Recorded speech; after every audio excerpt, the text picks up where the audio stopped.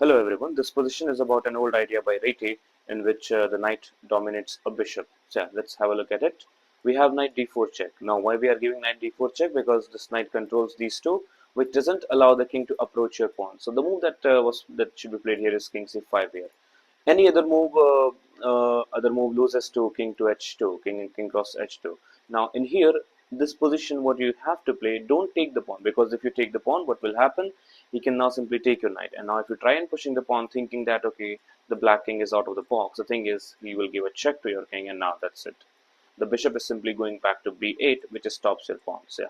So that is why we don't need to take the pawn. What move we have to play is to play the king to h1, so that this bishop f4 never comes with a check to your king, and also the pawn promotion is not possible here. So here, what white can play? Black can play. If black takes your knight, then you simply push the pawn, and now this pawn is simply unstoppable because there is no bishop who can come and stop your pawn.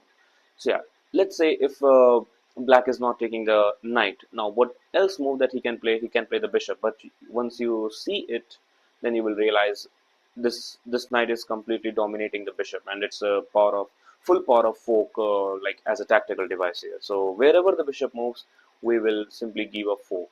Here also, here also, here also. On these squares, the bishop goes, we will have a check here also. So look at that. This knight simply, after giving the check, will simply pick up the bishop on any of these squares.